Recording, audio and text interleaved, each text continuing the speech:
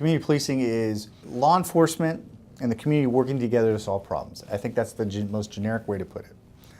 We have a very robust community policing system here, and it started many years ago, but one of the modern things that we have going on is our district command system. And the city basically is divided into two sides, north and south. And there's a lieutenant that commands both districts with crime prevention specialists. And we have officers assigned to those community policing districts commands. An example would be we focus on areas within the community that are high volume crime, high volume population, very dense, and one of those areas is our downtown population. And that encompasses a walking beat, which is 2 officers assigned to it as walking officers.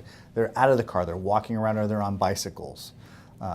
That is shown to be a huge advantage in community policing. There's lots of great relationships that have been developed from those officers. And we're not just talking we can put anyone officers. These officers have to go through a testing process to be placed into that position. And so we pick our best of our best to do those kind of jobs.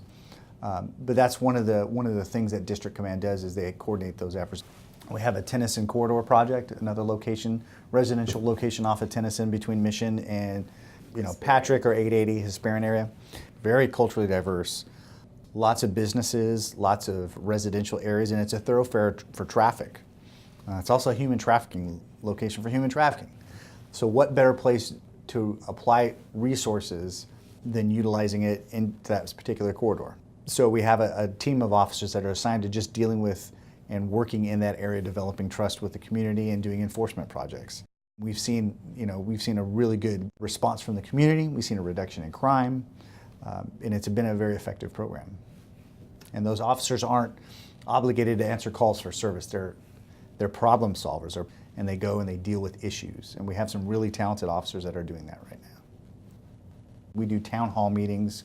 We do lots of outreach, coffee with the cops. Very popular, business sponsored, community comes out. They get to meet their chief of police and talk to their chief of police or their captains or their patrol officers. The philosophy is trust building.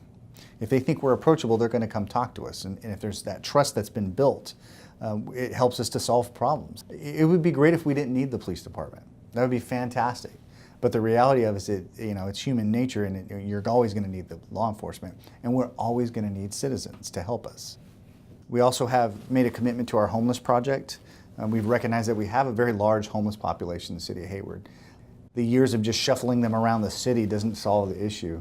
We've taken a multi-pronged approach to that, and we have an officer who's a sergeant that's assigned as a liaison with the homeless. And we work with faith-based organizations, with health and family or child protective services, adult protective services, code enforcement, other state departments, to work out issues with dealing with homeless and transient populations.